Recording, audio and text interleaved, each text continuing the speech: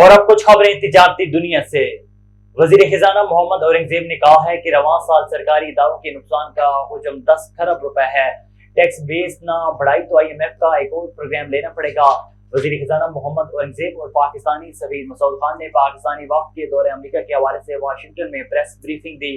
उन्होंने कहा है कि IMF का मिशन मई के वक्त तक पाकिस्तान पहुंचेगा। IMF की शराइत पर फैसला मई में होगा। FBR निजाम डिजिटलाइजेशन कर रही है। बड़े सरमाकारों ने पाकिस्तान में सरमाकारी का इंतज़ार दिया है। मोहम्मद औरंगजेब का कहना था कि सरमाकारों का एतमाद बहाल करने के लिए इकदाम करेंगे। वफाकी वजीर खजाना मोहम्मद औरंगजेब ने IMF समेत तमाम मालियाती इदारों से बातचीत को मस्बत करार दे दिया। चीनी टीवी को इंटरव्यू देते हुए वजीर खजाना ने कहा है कि मुख्तलिफ आलमी इदारों के साथ मिलकर मुतअद्दिद मंसूबों पर काम कर रही हैं। पाकिस्तान कम अज कम $6 अरब का नया प्रोग्राम लेकर कर्ज पर इतफाक हुआ तो इजाफी फाइनेंसिंग की भी दरख्वास्त करेंगे। मोहम्मद औरंगजेब का कहना था कि पाकिस्तान में मुआशी इस्तेहकाम के लिए इस्लाहात के एजेंडे पर अमल पैरा है और टैक्स नेट को बढ़ाने पर तवज्जो मरकूज है और इस हवाले से अखराजात में कमी के लिए इकदाम कर रही हैं।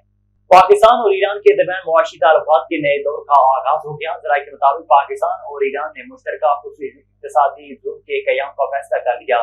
वफाकी काबीना ने ईरान के साथ MOU पर दस्तखत करने की मंजूरी दे दी। वफाकी काबीना से सर्कुलेशन असम्बली के जरिए MOU की मंजूरी दी गई।